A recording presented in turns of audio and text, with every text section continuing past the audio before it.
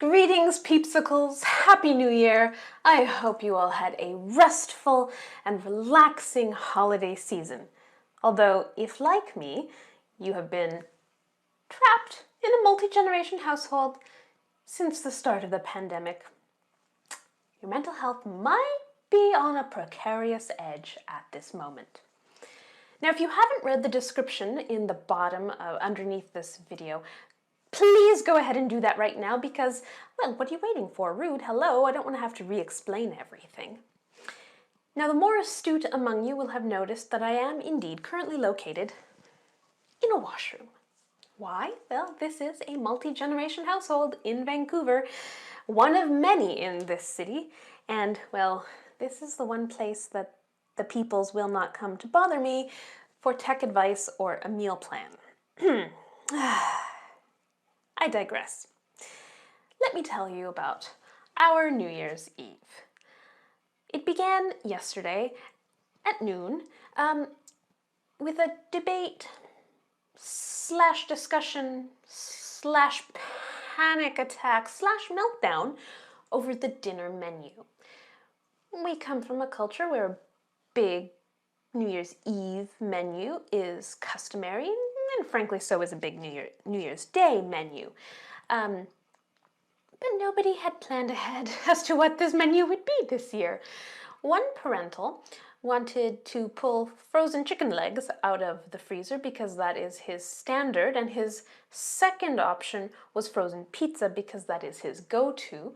The other parental wanted a ready-cooked chicken from the grocery store. I really don't like chicken, but that's just me. So I wanted spaghetti alle vongole, except that 3 out of 4 people in this household won't eat that. So I settled for something that was a bit of an improvisation, a bit of a cheater's take on cacio e pepe, a cheesy sauce, a peppery, cheesy sauce. Spaghetti with this peppery, cheesy sauce. We came this close to having frozen pizza. Let me just say, thankfully, we were fully stocked with alcohol. I don't know about you, but our local health authority enacted public health measures just for New Year's Eve, dictating that all alcohol sales had to be cut off in this province at 8 p.m. Thankfully, we had stocked up for Christmas and did not go through the whole stash, so we had leftovers. Yes. Dinner went off without a hitch. We sat around and watched Wheel of Fortune and Jeopardy! I had to mediate a debate over whether this was or was not the final Jeopardy! Episode with the late Alex Trebek. It is not, but it took us half an hour to get to that answer. But I digress. Let's fast forward to the midnight countdown.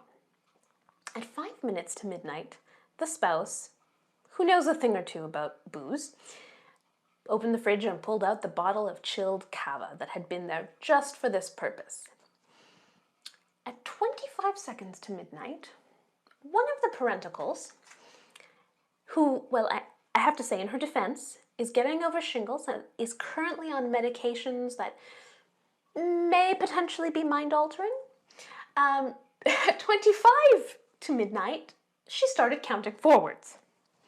At 5 to midnight, the other parenticle, who is seated under a pile of blankets on the couch, announced, "Okay, that's it, it's over," because his own personal watch is a minute ahead.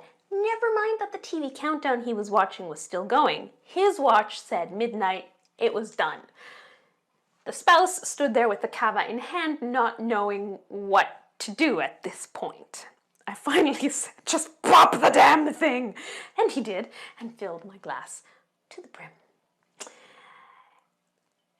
What followed was then a debate. Of course, the one parental had to switch to New Year's Rockin' Eve out of New York, with the second parenticle insisting that this was not live. Well, it wasn't. It happened 3 hours earlier in New York, but he insisted that it was actually pre-recorded during the day because there was too much light in Times Square for it to be midnight. Rather than engage in this debate, I trotted off to the bedroom with my massive glass of cava, to watch a gory British murder mystery, which frankly was far more relaxing than the New Year's Eve countdown.